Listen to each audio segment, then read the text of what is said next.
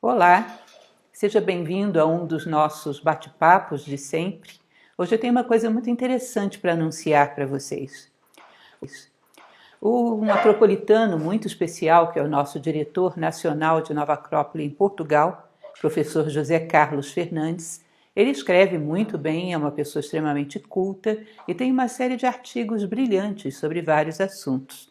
Eu pretendo começar hoje uma série falando sobre alguns desses artigos dele. Hoje vamos falar sobre Hipátia, mas não simplesmente sobre a história de Hipátia. Ele produziu, fundamentado em dados históricos, um texto de autoria dele, um texto literário, onde ele simula uma aula de Hipátia dentro da escola neoplatônica de Alexandria, onde ela vai falar sobre aquilo que ela mais entendia, que era a matemática. Mas Hipátia não era só matemática, pelo menos não simplesmente a matemática pura, mas uma matemática também aplicada ao conhecimento humano, à filosofia.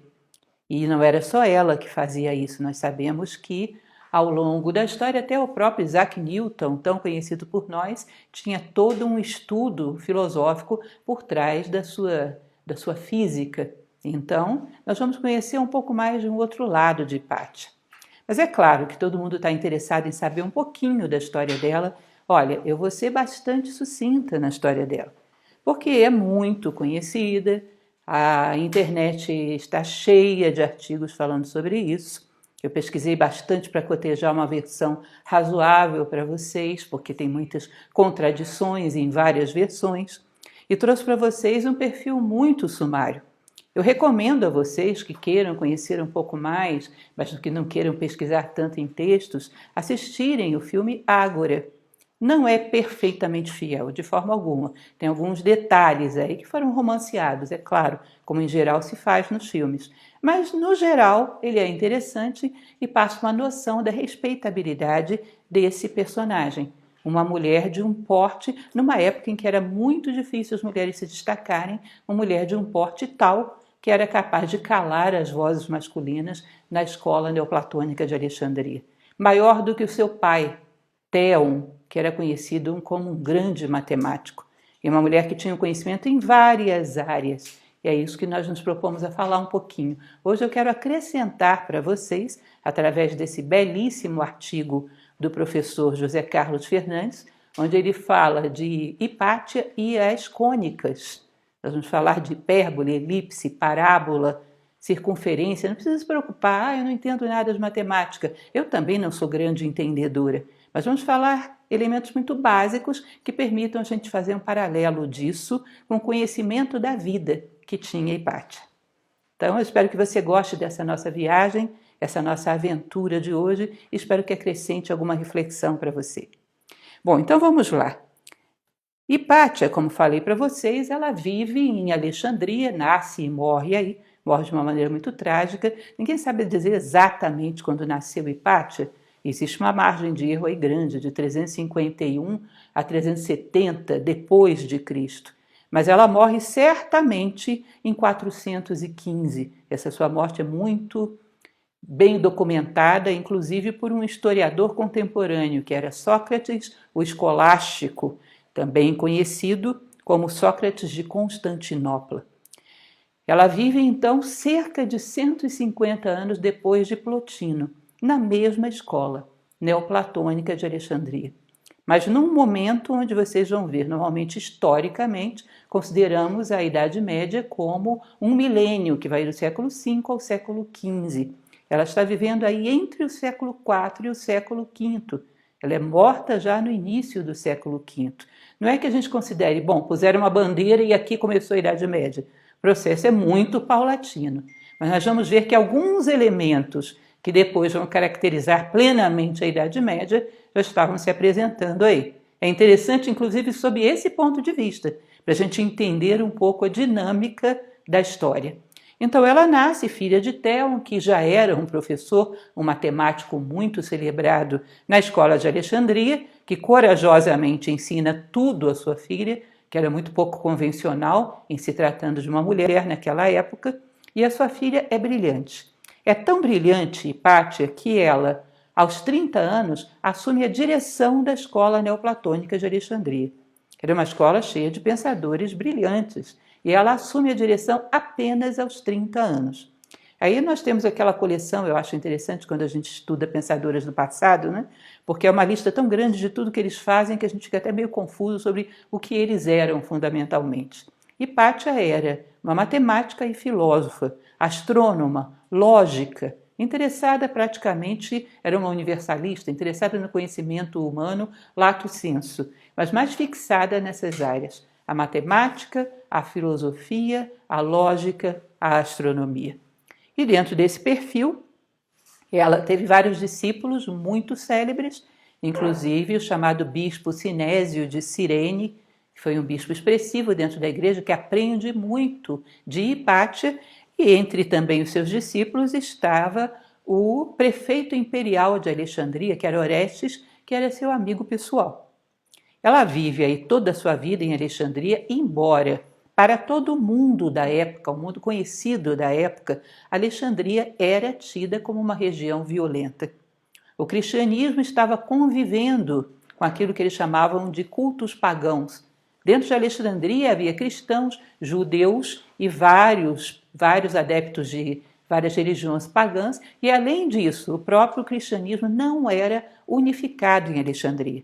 Então, para o mundo da época, até mesmo para Roma, Alexandria era um local que vivia um momento muito violento, muito complexo. Vocês vão ver que, segundo, hoje há muita polêmica sobre o que realmente aconteceu aí, gente. A fonte mais segura que a gente tem é exatamente Sócrates, o escolástico. Mas houve já muita polêmica, eu vi a opinião de vários pensadores, tudo leva a crer que num determinado momento Hipátia teria caído em desgraça por alguma razão diante desse bispo que era o... Perdão, me perdi um pouco aqui no nome do cidadão. Ele era patriarca, perdão, perdi essa palavra. Esse bispo era patriarca de Alexandria.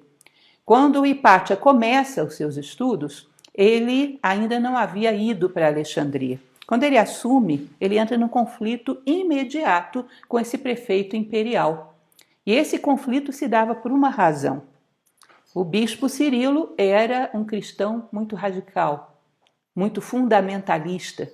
Quando ele chega a Alexandria, parece que uma das primeiras coisas que ele faz é dissolver um grupo cristão que ele chama de herético.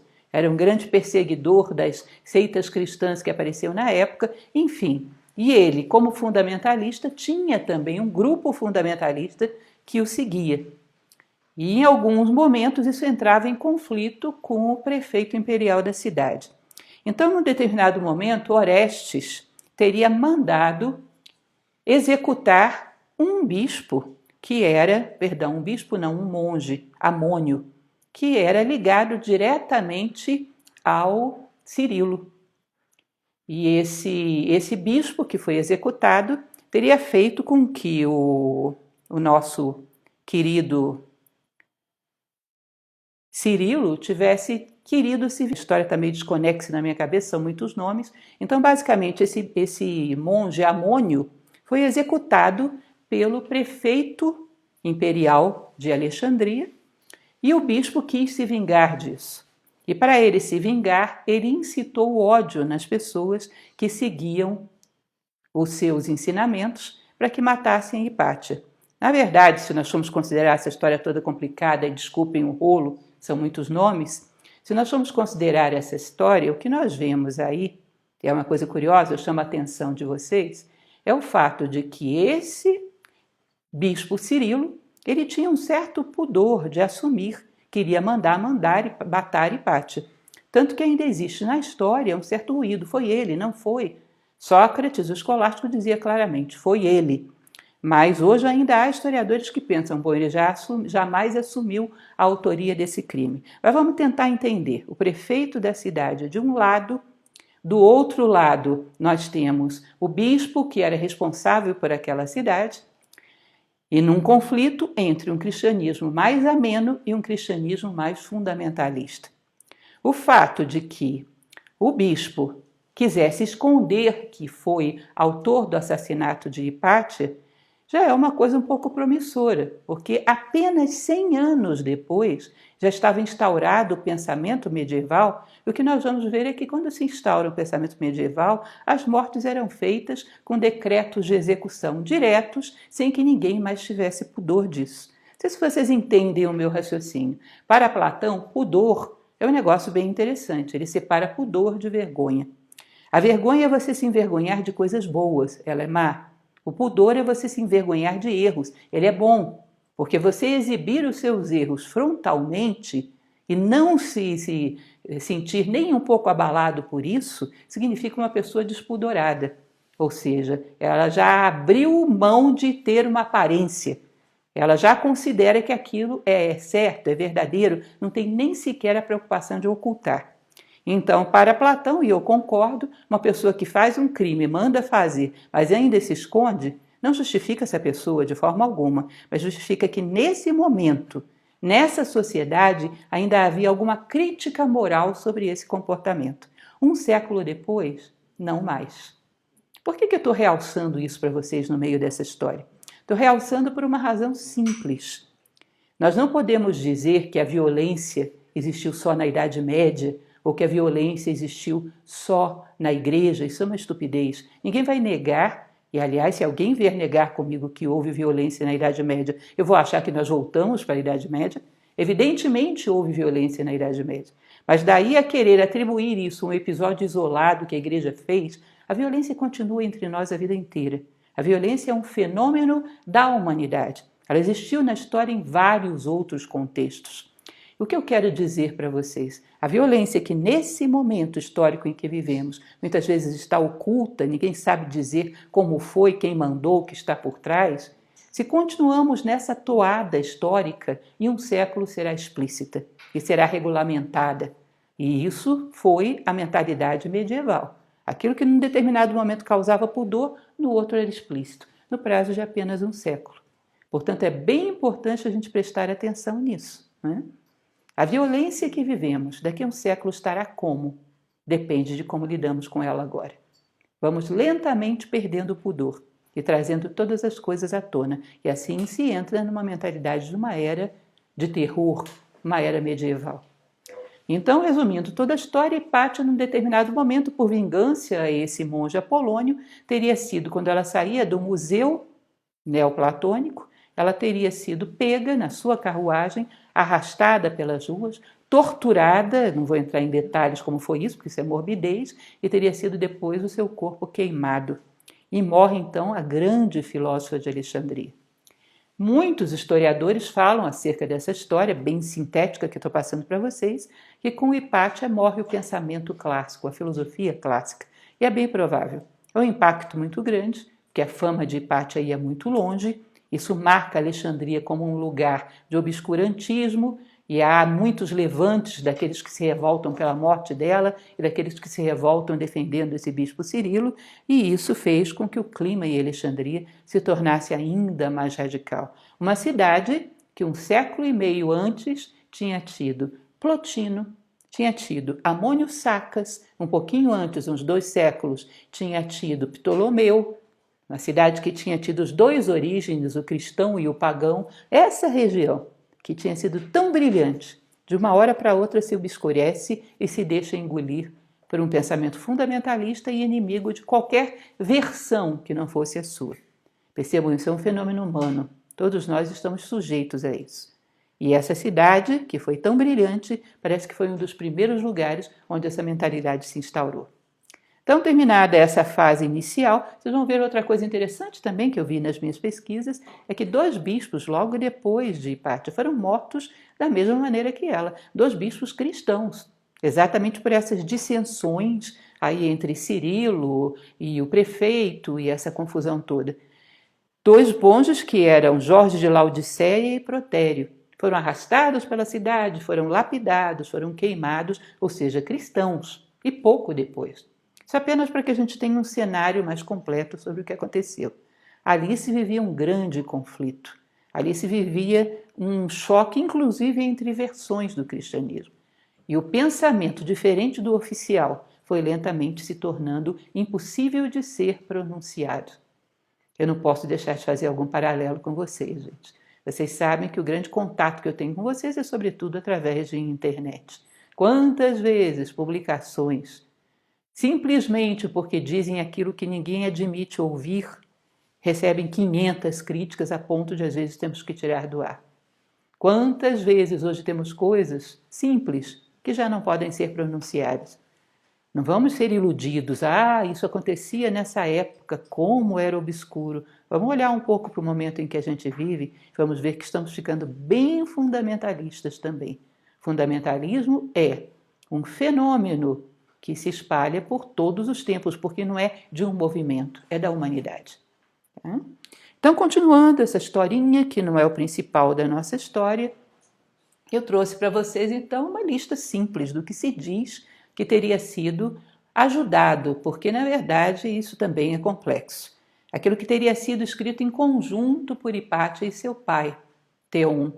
Sabe por que é complicado? Porque, mesmo que fosse só dela, é provável que se colocasse como coautoria. E dessas coisas não sobrou nada. Tudo se perdeu.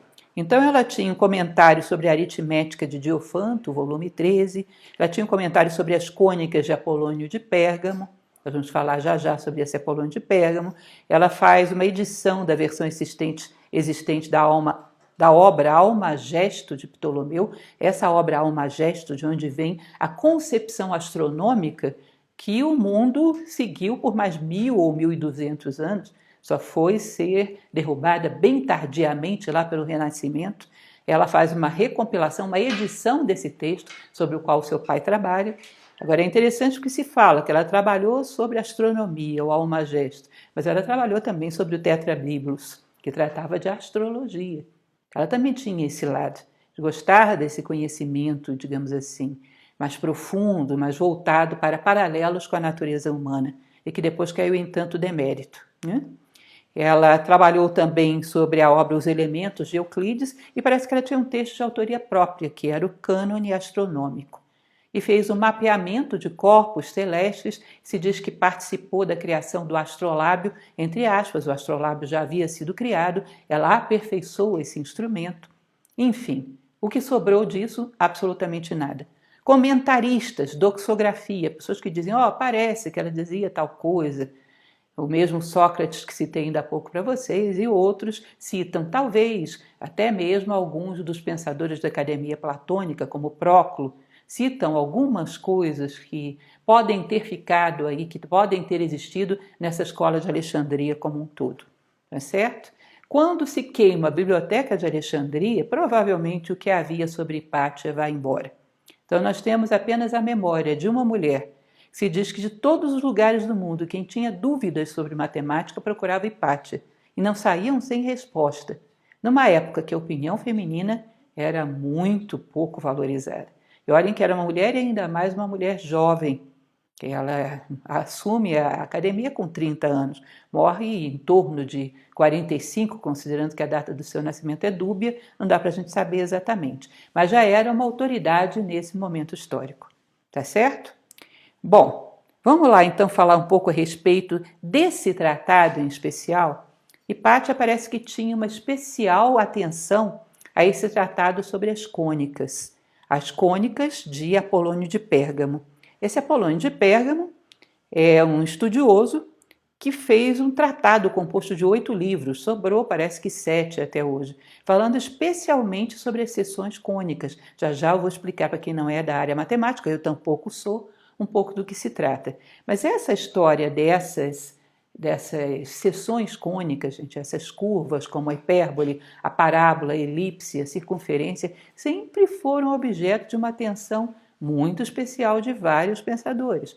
Euclides, um século antes de Apolônio de Pérgamo já falava sobre elas, mas parece que Apolônio, nesse seu tratado, que foi todo revisto e comentado por Hipátia, faz o que havia na época de melhor sobre esse assunto. Há muita coisa relacionada a essas seções cônicas, porque há, segundo se diz em várias escolas, um paralelo entre essas curvas e algumas coisas, algumas concepções a respeito da criação do universo, do papel do homem, ou seja, haveria um universo simbólico que se utilizava essas cônicas para explicar. E o que nós vamos fazer hoje, então?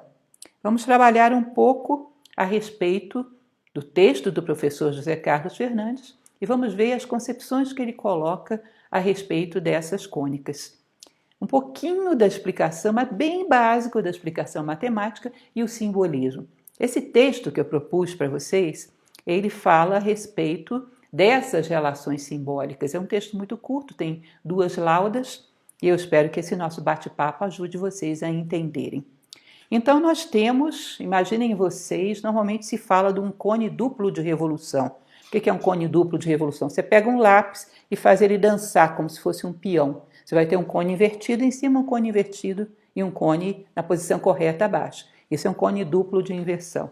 Não vou trabalhar com isso para não complicar muito. Vou pegar um cone simples. Imagine um cone na sua frente. Já já vamos mostrar uma imagem. Nós temos a possibilidade de ver nesse cone uma circunferência, uma elipse, uma parábola e uma hipérbole. Podem soltar a imagem para a gente ver?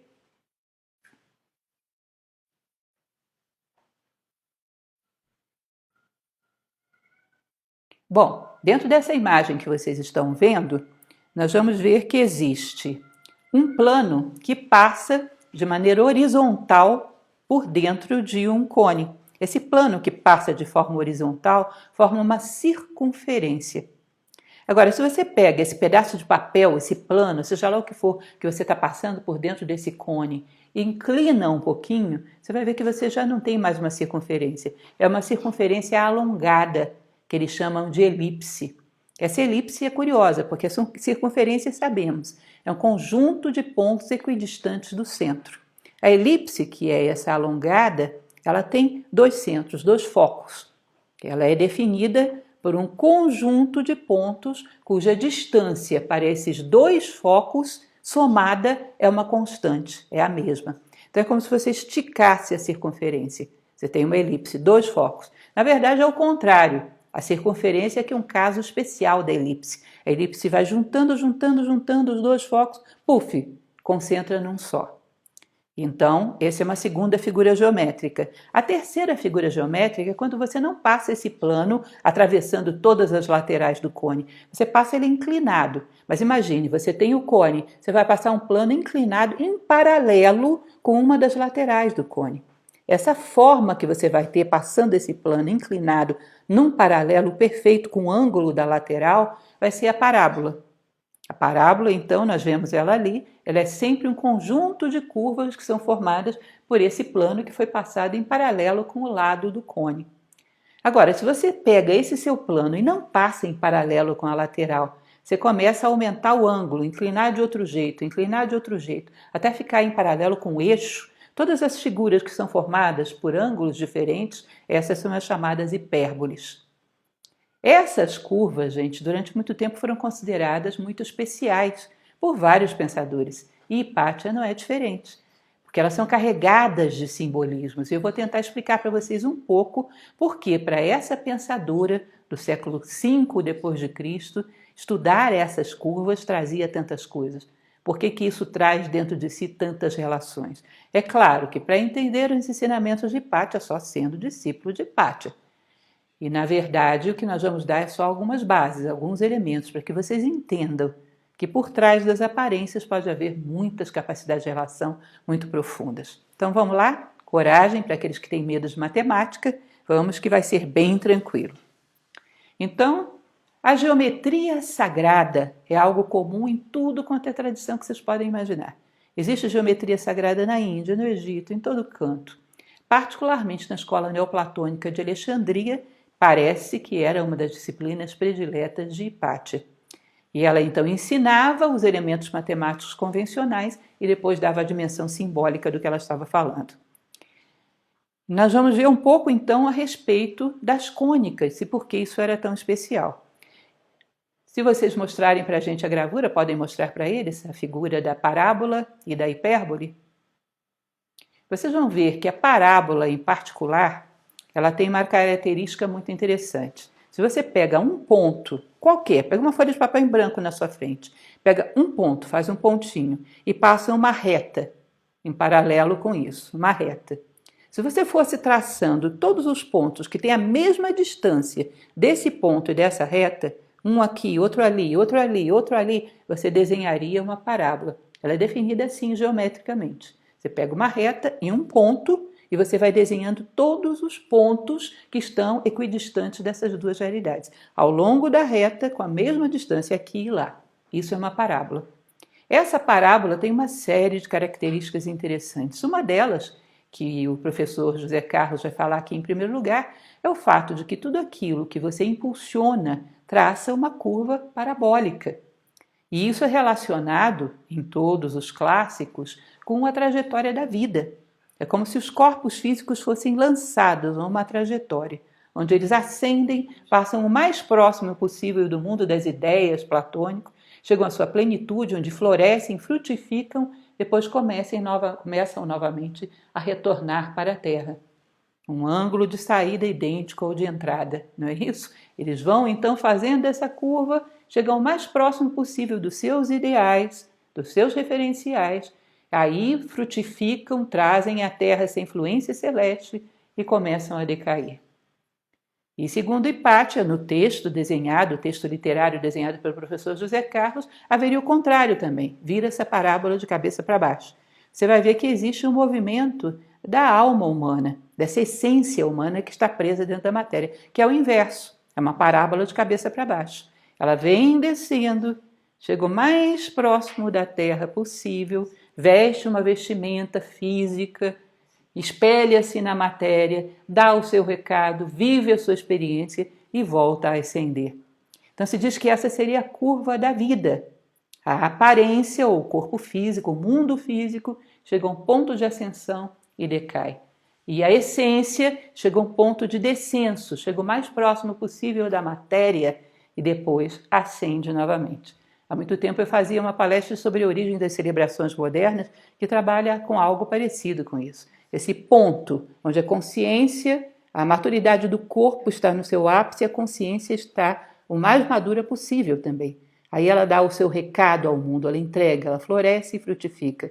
E depois cada um segue o seu curso. A matéria, a César o que é de César, a Deus o que é de Deus. Ou seja, o corpo volta para a terra e a alma volta para o seu plano, seja lá qual for. Eu vou entrar aqui em considerações teológicas, né? Então, o crescimento e a decadência dos organismos vivos e os ritmos da alma na matéria seriam parabólicos, segundo essas tradições, segundo esse neoplatonismo de Hipátia. A parábola representa os ritmos da vida, tanto em essência quanto em aparência. Nós vamos ver mais adiante que ela ainda representa mais algumas coisas, como, por exemplo, a verdadeira mente humana seria parabólica também. E o outro elemento que nós vamos mostrar aí é a hipérbole.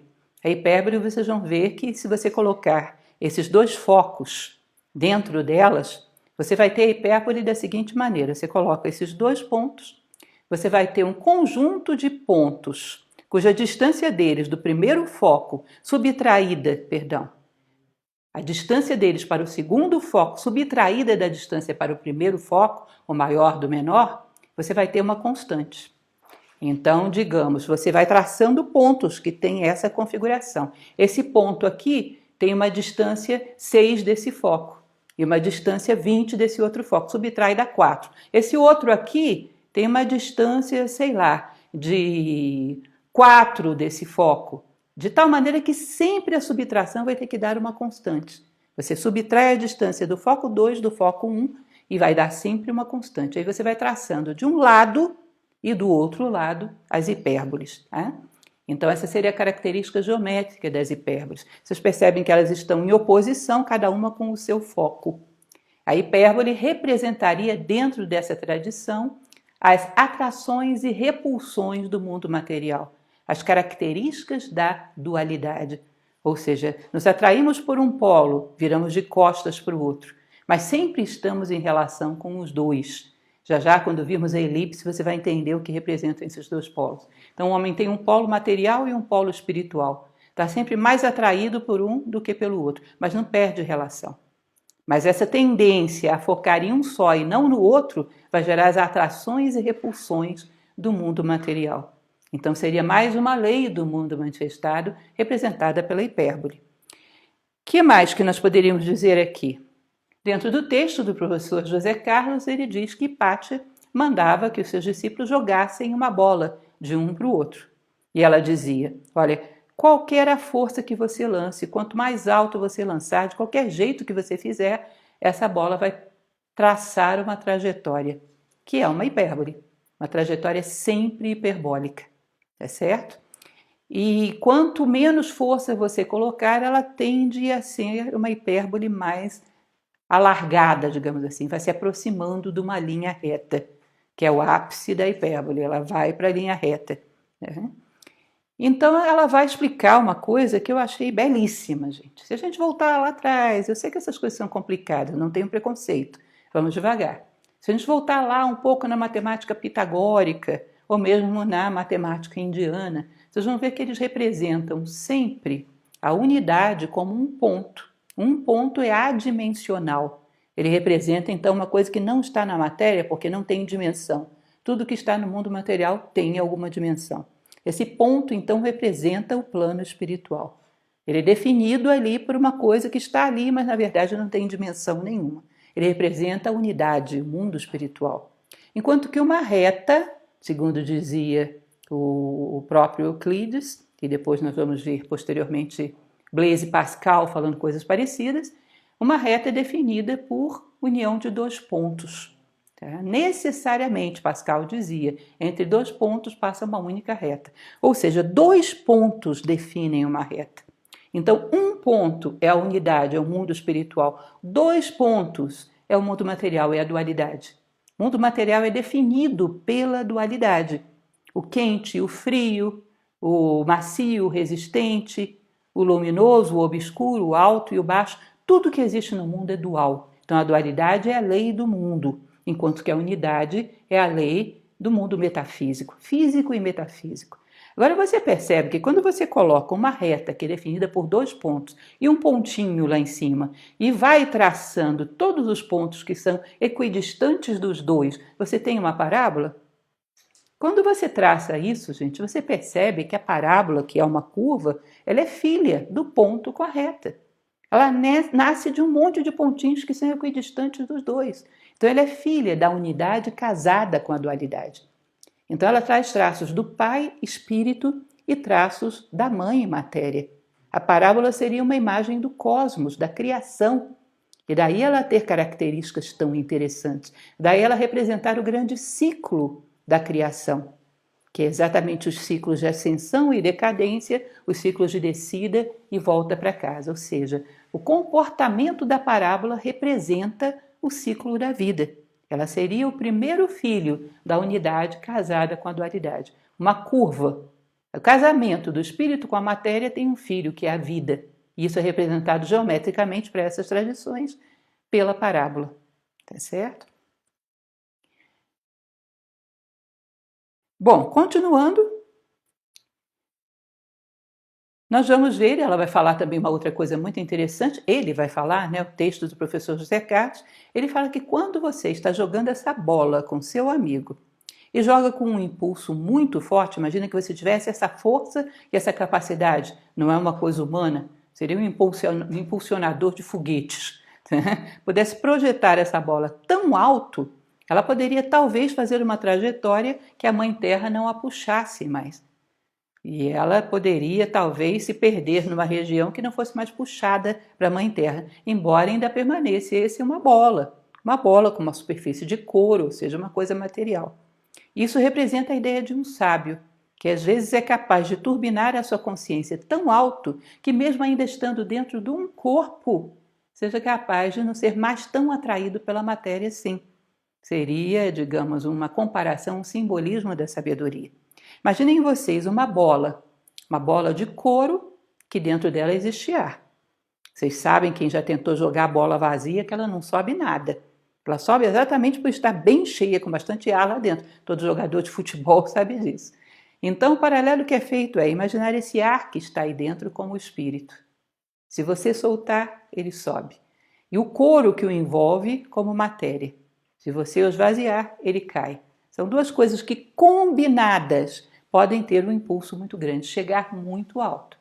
Mas, salvo em raríssimos casos, onde perdem a atração da Terra, ele vai fazer a curva parabólica e voltar ao chão. Sabe o que significa? Isso é a vida.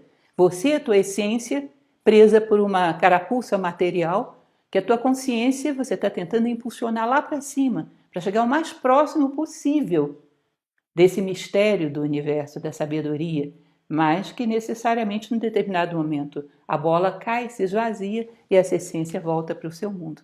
Isso é um paralelo interessante que era feito.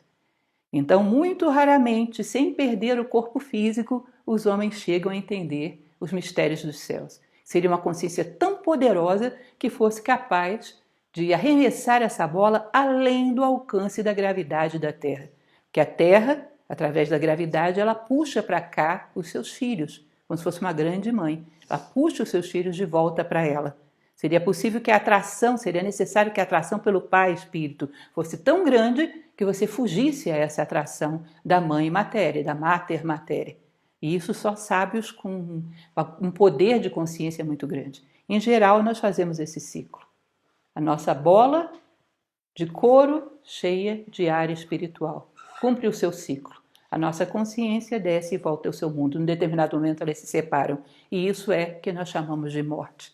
Que ela vai dizer que esse é o mistério da vida representado pela parábola. Ou seja, a parábola é um símbolo nascido do céu e da terra, que representa a curva da vida que se traça entre os dois. O que mais nós podemos falar sobre isso? Uma coisa muito interessante que ela continua falando, ele, o professor José Carlos, continua falando a respeito da parábola. Ele vai dizer que a mente humana propriamente dita, quando se qualifica como tal, a mente humana ela se torna parabólica. Deixa eu tentar entender e explicar para vocês o que é isso. Vocês já devem ter ouvido falar de antigas tradições, sobretudo a alquimia, que falava dos 4 elementos do mundo: terra, água, ar e fogo. Os elementos materiais. Imagine que esses elementos materiais são os constituintes do couro da bola.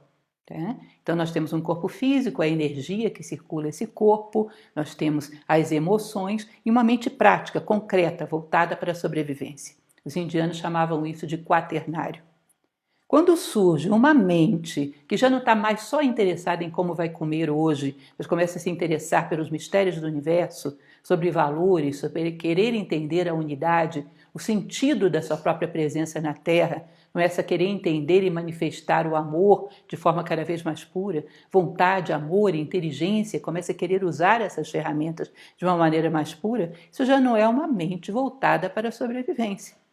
Vocês vão de convir que alguns desses valores são perfeitamente dispensáveis para a sobrevivência e alguns deles podem até atrapalhar.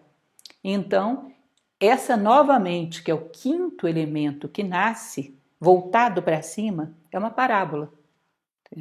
Essa parábola ela tem uma característica muito interessante. Então, ele vai falar sobre a mente parabólica. Eu coloquei, vocês podem colocar o desenho para a gente?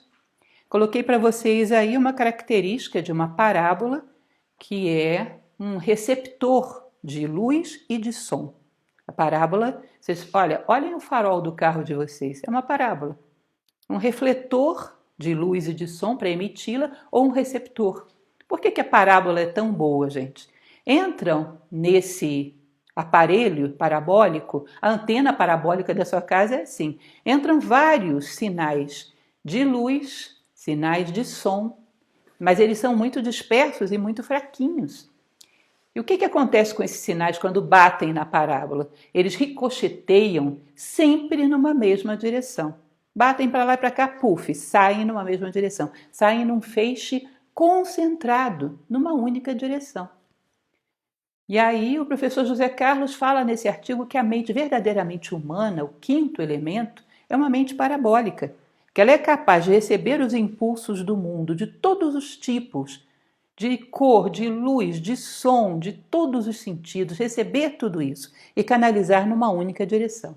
que essa é a direção da nossa estrela, essa é a direção do ponto que deu nascimento à parábola. Ou seja, essa mente humana parabólica, ela é capaz de pegar tudo que ela recebe de impulso, de matéria-prima, e gerar um laser mirando para o seu ideal, mirando para o destino da sua vida, para a sua verdadeira identidade. Então ela canaliza todos os impulsos em vontade, amor e inteligência e, mira para um único objetivo, que é o seu ideal. Ele diz então que a mente humana é idealística e é muito bem representada por essa ideia da parábola. Olhem só, passando, acho que está na mesma figura para vocês, né? Um farol. Um farol tem essa característica também de lentes parabólicas. Ele necessita, dentro do mar, de repente iluminar um navio em particular que está no horizonte. Então ele recebe todos os feixes de luz, tudo que ele recebe, concentra, joga tudo isso numa direção só. A parábola é capaz de concentrar todos os impulsos numa só direção. Então, se você usa sua mente verdadeiramente humana, tudo que chega para você pode ser transformado em impulso para você caminhar para o seu ideal. Isso não é interessante, gente? Lembrem daquela frase que tem 1000 versões para o autor dela, que parece ser uma frase de fundo confucionista, que diz que o bom piloto, que sabe onde está o seu porto, maneja os ventos de maneira que maneja as suas velas de maneira que todos os ventos lhe sejam favoráveis. Se o vento veio de lá, ele maneja de um jeito tal que tudo conduza para o seu porto. Não é a mesma ideia? Saber manejar as velas de maneira que todo vento te leve para o teu porto previamente escolhido é manejar todos os impulsos que chegam na tua mente parabólica para que ela focalize num ponto só, te leve ao teu ideal. A condição plena do ser humano realizado em valores, virtudes e sabedoria. Essa é a ideia também. Esse elemento parabólico está muito associado à capacidade de concentração e de foco da mente humana superior, sempre mirando para cima, para uma estrela, para um ideal metafísico. O que mais nós podemos falar? Sobre a elipse. Vocês podem projetar a elipse para mim? A elipse, que nós vimos que é também um corte de um cone, é um corte inclinado, passa por todas as laterais do cone, só que é uma circunferência alongada. Ela tem uma característica muito interessante, como eu falei para vocês, ela tem 2 focos. A característica de uma elipse é, qualquer ponto que você pega à sua volta, você pega a distância desse ponto a um foco, a distância desse ponto ao outro foco, soma e dá sempre uma constante. Quaisquer desses pontos aí em volta. Você soma a distância de um foco e do outro, dá sempre uma constante. E assim você desenha. O pessoal costuma ter um brinquedo para fazer elipse que é interessante. Você coloca 2 preguinhos, prende um barbante que seja um pouco maior do que a distância entre os dois, coloca a ponta da sua caneta ali e vai girando. Você descreve exatamente uma elipse. Você não vê, mas esse barbante vai desenhando esses pontos da elipse que a distância, somando os 2 pedaços do barbante, é um barbante só, sempre é a mesma. Então, gera essa circunferência achatada. O que nós sabemos hoje a respeito da elipse? É uma coisa bem interessante. A elipse, todo raio de luz ou de som que entra por um dos focos vai bater no outro. Isso já foi largamente testado, né? Toda fonte de luz ou de som que entra por um foco da elipse, vai bater no outro. Aí entra o aspecto da chamada geometria sagrada, que diz que no universo, em geral, tudo é elíptico. Nós sabemos que Johannes Kepler dizia da órbita elíptica da Terra em torno do Sol. O Sol ocupa um dos focos. Parece que vários planetas se comportam da mesma maneira e também alguns cometas fazem uma órbita elíptica envolvendo várias estrelas dentro de períodos fixos. Conhecemos aí o nosso Halley. Eles vão envolvendo vários sistemas em períodos fixos. Ou seja, a elipse é uma forma bastante conhecida dentro da manifestação.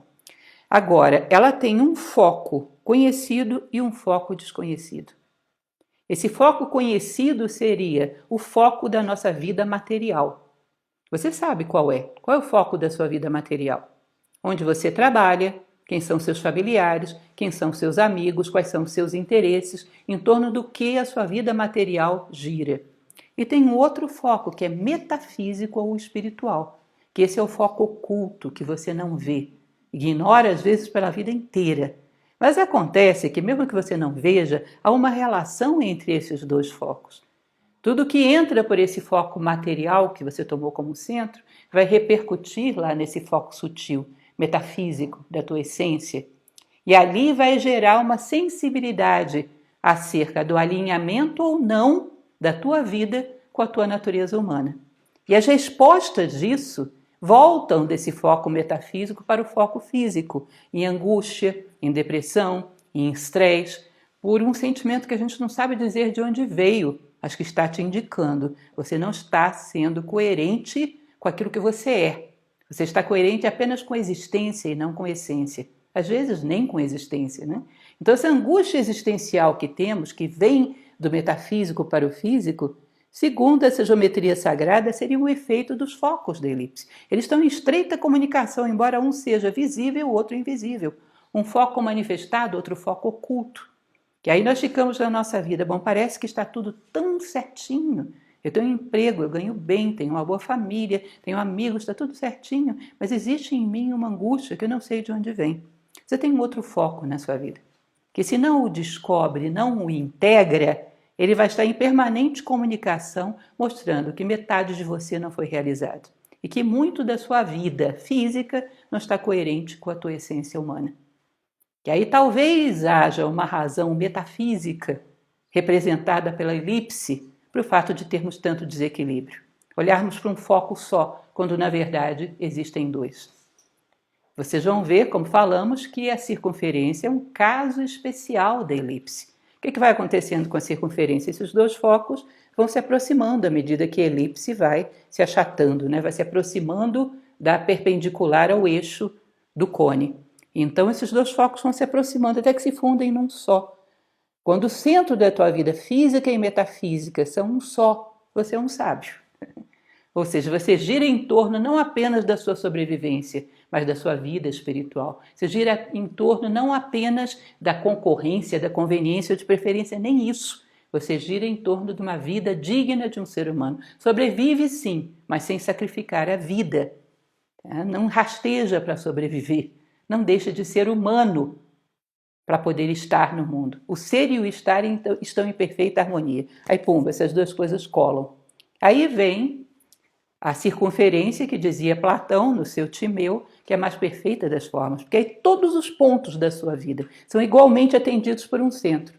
E esse centro integra céu e terra. Entendem isso? Eram dois, você ignorava esse. Aí começou uma comunicação aqui que produziu uma infelicidade terrível em você. E você começou a procurar que outro centro existe na sua vida. Começou a aproximá-los, eles se fundem. E agora você integrou céu e terra dentro de você. E toda a sua vida está harmonizada em torno disso. Por isso a mais perfeita das formas. Por isso o círculo é a representação da consciência de um sábio. O que mais nós podemos ter aqui de interessante? Ele vai falar uma coisa interessante em relação à vida de um ser humano. Uma criança. A criança vive uma circunferência, embora ela não tenha nenhuma sabedoria, seja ainda muito inconsciente, tem uma sabedoria natural que a natureza lhe dá pela sua pureza, mas ela tem um centro, que são os seus pais, e gravita em torno daquilo, está equilibrado, é feliz, daquele mundo idílico, do qual muitos de nós temos muita saudade. Num determinado momento você pega e alarga isso, porque ela tem necessidade de experiência, coloca um outro foco, aí vem a vida social, vem a escola, vem os amiguinhos, vem a integração com o mundo. Ela começa a oscilar em torno desses dois focos. Às vezes valoriza mais um, à medida que os anos vão passando, tende a valorizar mais o outro. Aí chega um determinado momento do desenvolvimento dela, da idade, que ela já não quer girar mais em torno desses focos. Ela quer viver a sua própria experiência. Aí se rompe a elipse e ela se torna uma parábola. Aí ela vai viver essa experiência, vai subir a sua consciência, que é o que deveria fazer, por iniciativa própria, até chegar o mais próximo possível do seu céu de possibilidades, o ápice da parábola, vai aí pegar os seus frutos celestes, germinar na terra, realizar a sua obra e depois começar o seu descenso. É certo? E isso seria interessante porque quando ela realiza esse processo, ela usou quase todas as cônicas, né? disse que a representação de um homem que chega, cumprida a sua trajetória com sucesso e realmente frutifica no mundo, ele chega a ser como a circunferência do sábio. Ou seja, por isso se diz que a vida do homem é duas pontas. A sabedoria da infância é inconsciente e depois da parábola, uma vida bem vivida, você se torna a sabedoria consciente. Aí a circunferência com aquele ponto. Você percebe que normalmente esse ponto, esse centro da vida do homem sábio, ele não está mais no mesmo plano físico. É um centro que está no plano das ideias, é algo mais elevado. Então, o sábio, na verdade, ele não é uma circunferência, ele é um cone. Ele vai buscando esse ápice da sua vida, essa sua estrela, esse ápice do cone, numa espiral, que é uma outra forma muito misteriosa, que fala sobre como evolui a consciência humana, passando várias vezes pelo mesmo ponto, mas cada vez com um pouquinho mais de luz. Então a circunferência sobe o seu ápice e você volta ao cone. E o cone vai gerar a espiral, que é como essa consciência se eleva para chegar até a sabedoria, passando cada vez pelos mesmos pontos, com um pouquinho mais de sabedoria, até dominar todos os pontos da experiência humana e tomar o ápice lá no alto, muito parecido com a sua árvore de Natal, onde você coloca uma estrela de 5 pontas, né? Representa esse sucesso na escalada humana. Percebem como está tudo interligado dentro dessa figura que é o cone? E não é à toa que desde o mundo celta, essa data, que estava muito associada ao solstício de inverno, está diretamente ligada ao cone. E o solstício de inverno é exatamente um momento de renascer em outro plano, renascer no plano espiritual. Blaise Pascal, ele era um filósofo que viveu no século VII e ele define uma coisa muito interessante. Blaise Pascal era uma figura incrível. Já falei para vocês, perdão, século VII, século XVII. Hoje eu estou um pouco atrapalhada, gente, me desculpem. Acho que não estou enxergando bem o que está nessa tela. Blaise Pascal, ele viveu no século XVII, gente, quando ele tinha 16 anos, vocês ouviram? Ele escreveu o seu primeiro livro, que era exatamente um ensaio sobre as cônicas. Vocês verem como é que todo matemático gosta dessas benditas cônicas, com 16 anos, que é uma referência até hoje. E nesse ensaio sobre as cônicas, Pascal ele vai dizer que uma cônica pode ser definida por 5 pontos. Assim como você precisa 2 pontos para definir uma reta, que ele também reforça essa ideia, que veio lá de trás, precisa 5 pontos para você definir uma cônica. E aí o professor José Carlos insiste nesse ponto. Olha que coisa interessante, 5 pontos, porque 5 pontos é o que você precisa para definir também um ser humano. Vocês podem colocar para a gente a figura? Que é exatamente o pentalfa pitagórico, o homem vitruviano de Leonardo. É quando os 4 elementos materiais, seja corpo físico, energia, emoções e a mente prática, são dominados por um 5º elemento, triangular ou cônico, né? Que é a mente parabólica, essa mente receptiva, que é capaz de receber todas as energias desse mundo e do outro e canalizar numa única direção. Tá? Então, o número 5 é o número das cônicas. E o número 5, inclusive dentro da década pitagórica, é o número do homem. É o homem vitruviano, é o pentalfa pitagórico. Para quem já estudou sobre templários, os templários eles tinham um ensinamento muito interessante, porque eles pegavam essa estrela de 5 pontos, viravam de ponta cabeça e se transformavam num bode, o Bafomé.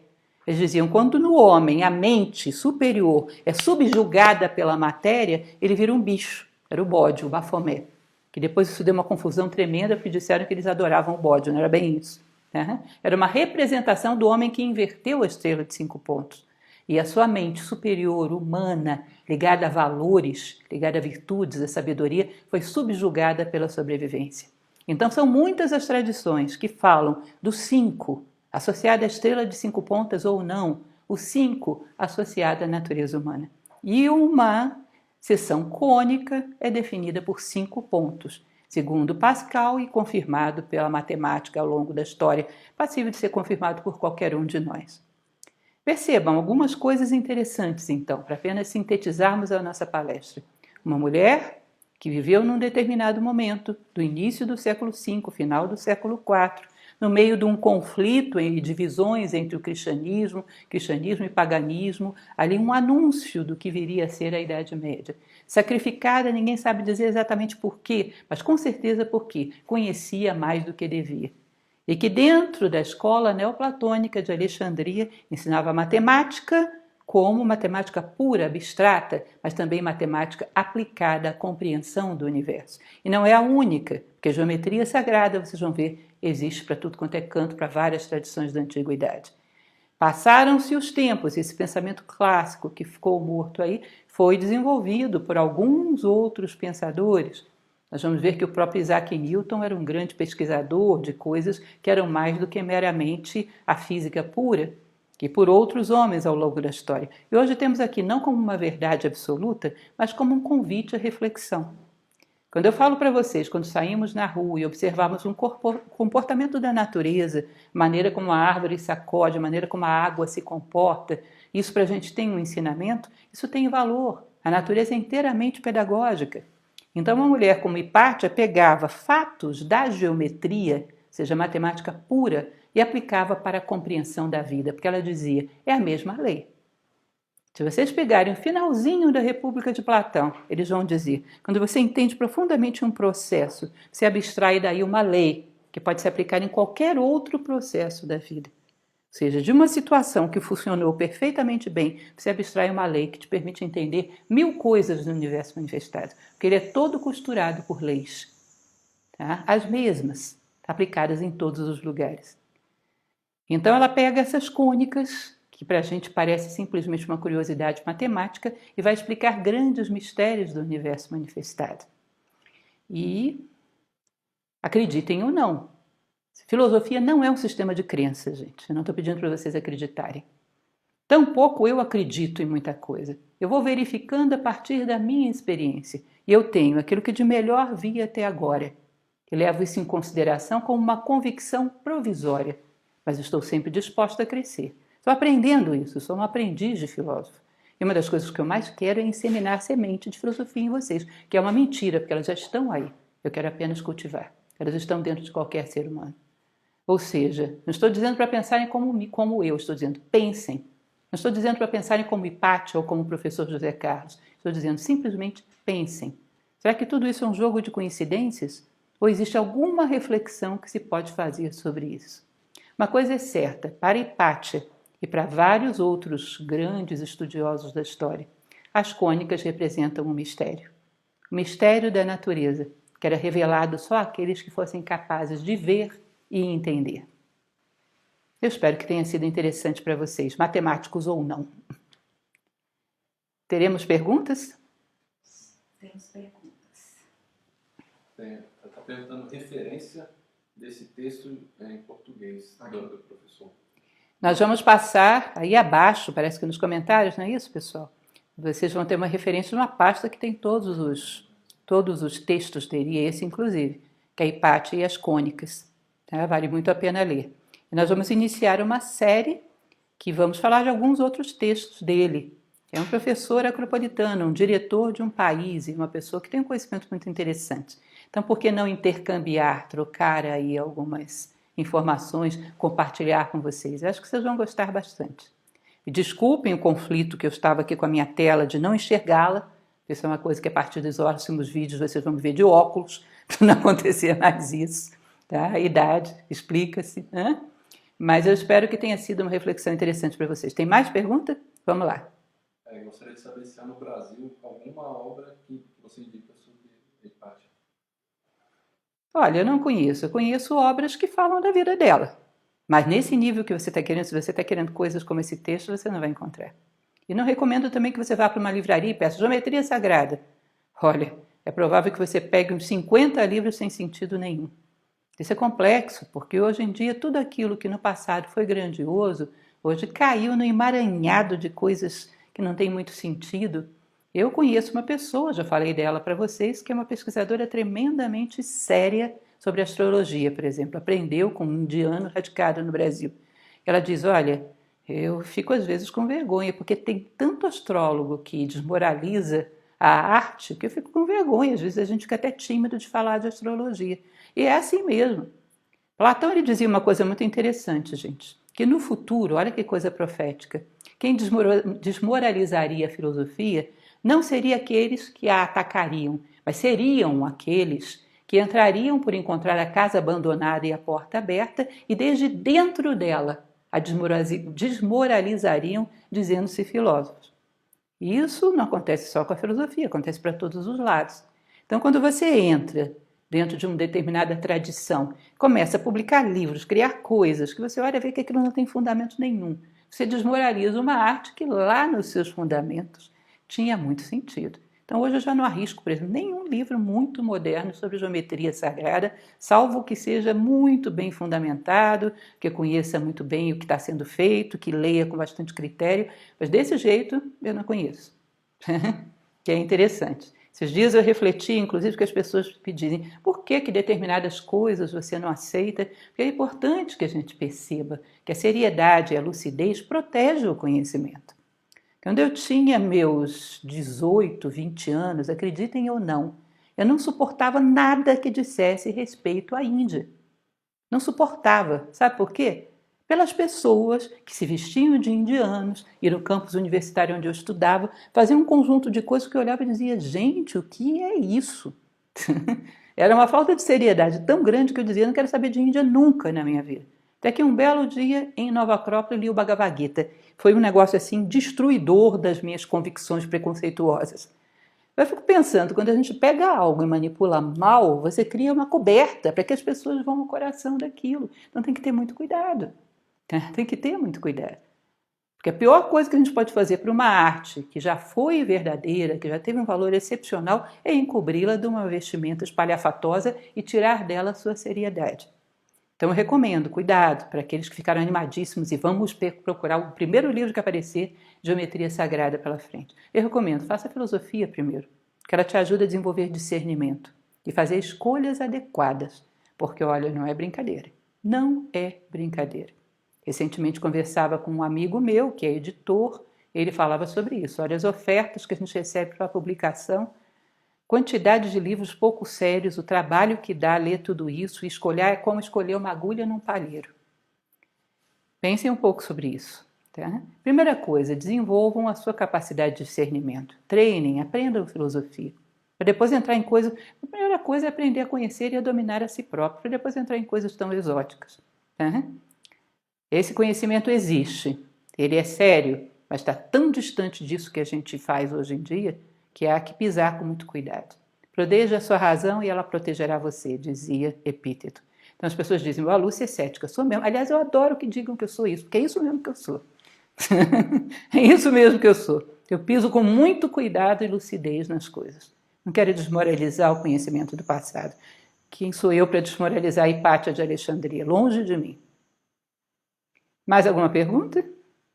Então é isso, gente. Eu espero que vocês tenham apreciado, mesmo aqueles que não gostam muito de matemática, tenham apreciado, tenha sido útil para vocês. E até a nossa próxima live, agora com óculos. Tá certo? Obrigada.